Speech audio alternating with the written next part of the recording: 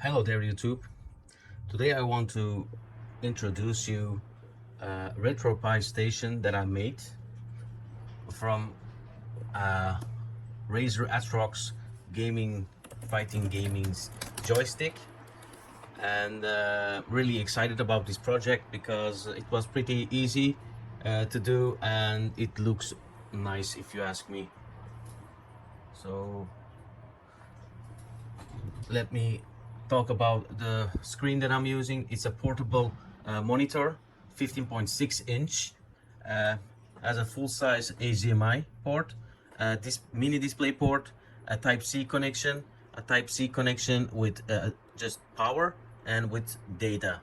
So if you're using this on a laptop, you just use the Type-C connection. If your laptop has a USB-C, then you will get power and data, so screen, from one cable, which is really neat. But if you're using it on a Raspberry Pi, then you will need to use a HDMI and a separate power to the power connection. And the other side is the buttons to get inside of the menu, an OTG port to use a mouse or a keyboard through your screen. So as you guys might have known, this thing, the Razer atrox, is on the market for a while now. I wasn't using this for a long while, and I just found a use case for it and wanted to make a video about it. So let me turn it on.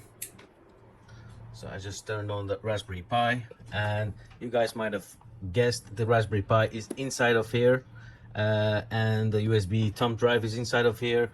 All the cables routing is inside of the Razer atrox, so which makes it really clean setup. And let me just, sorry about that, and let me just boot this thing up, and I can show you what the Retropie looks like on the screen.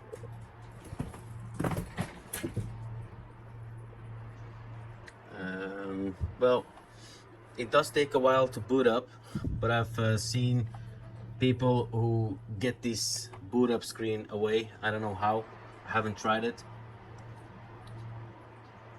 but once it's booted, it is booted. So as you can see, these are the emulators inside of the Retropie. Let me get to PlayStation.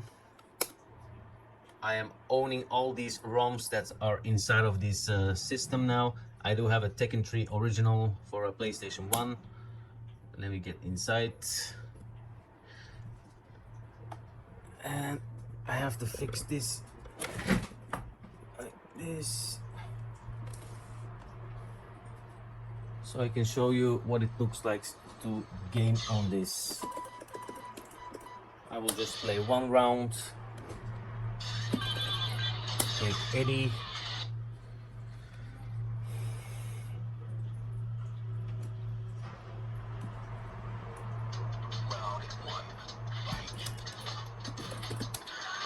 It's running on the full speed.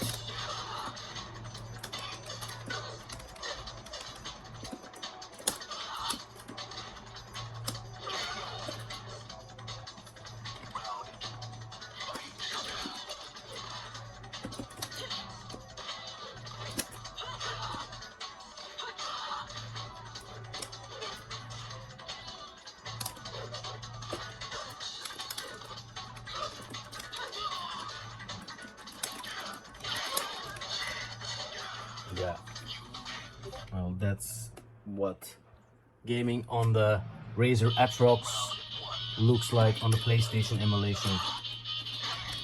I can't stop playing. Oh my god. Yes, I'll reset it. So you have also PlayStation and Sega. You guys might know Alex Kidd in Miracle World. Let me boot that up.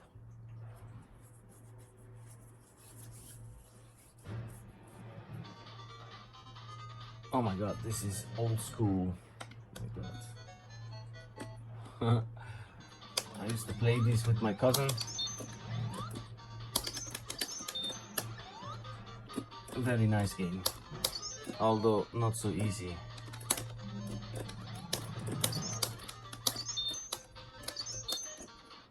So yeah, this is what Alex Kidd looked like.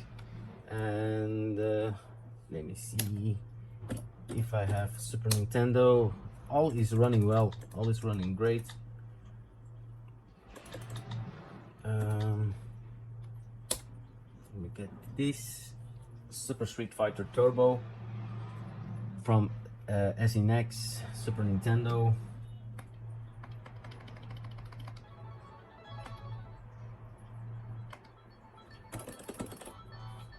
All right.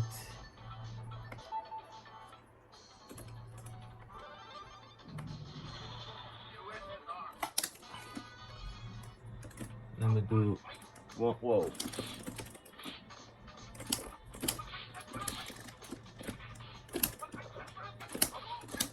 Oh my god, this I took it the fastest settings, it's too fast. Let me try it just one more time.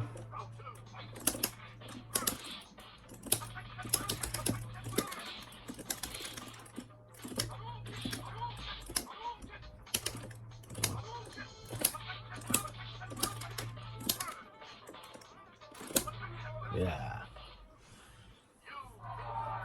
I'm rusty. I can't do all the moves as fast as I can.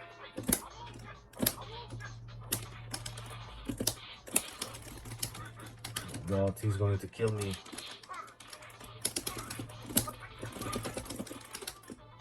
Yeah. It was almost I almost beat him, but it wasn't that easy. So as you can see, I just it's a tryout for the emulations. Many of them are here. So now I'm going to show you guys what it looks like inside of this and how I made all these setup and how it's running. So I turn it off, take the cables off, Type C and HDMI. There we go, I almost dropped it. So I'm gonna put this aside for a while. And here, so these are the standoffs, so you can just put your screen 15.6 inch, I think up to 16 inch inside of here. Maybe you can just go larger as well, 70.3 inch, no problem, because they have no edge, so the screen might just slide through any side. So, and the cables behind, so as I said, there's a power cable for the Raspberry Pi and the HDMI cable coming out of the back. That's the only two cables that coming out of the system. And this is what the inside looks like. The Raspberry Pi, a Model 4B, 4 gigabytes, a USB cable for the Razer Atrox, USB extension cable for the USB drive, HDMI cable and the power cable, which are all inside of here. It looks like a spider web, I know, but I haven't had time to route all the cables. Well, you can't route these cables, it has to stay inside of here. It's 4 meters cable, not so easy to work away, but as long as this is closed, nobody is seeing what's going on inside of here. I took these off, the caps off of these, so that I could turn this connector to the other side, because I'm routing the cables here. But now, as I can see, I have routed the cable through another hole. Okay, the cables are tight. Well, you can also put this inside, but then now that I think of it, then you won't be able to put the cable inside of here, because the cable has to be inside and connected through the inside of the case. And I haven't made any mods on this Razer Atrox. It is the standard, but I don't need to, because I'm not a crazy gamer or something.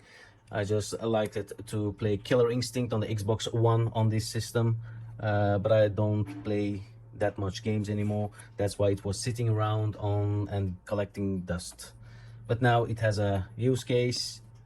I like the system for the Retropie, and not much more to say about what is going on inside. So I just close this. Oh yeah, sorry, I'm going to also show you guys what I did in order to put those standoffs. So I took these off, these 3 bolts on the other side. The bolts are here, they fell inside here. Well, I'll take them off later on, they're just laying around.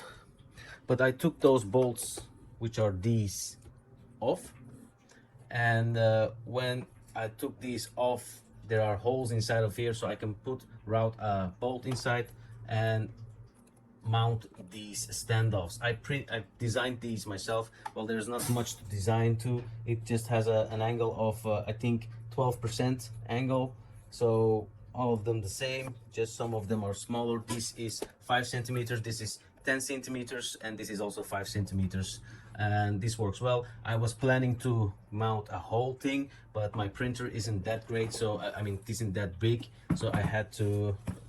My cat wants to say hello. He's really feisty today. Anyways, so the design of this, it was, as I said, pretty easy. It's just with an angle of 11 or 12%, so that the screen doesn't stand too straight. I can share these STL files. Well, it's actually one STL file that you have to modify to 5 centimeters and 10 centimeters. I didn't print this, as I said, in one piece because my printer is limited by 22 centimeters, and this would be 33 centimeters, so I had to separate it in 2. So I just said, let's not use that much filament and put 3 separate parts.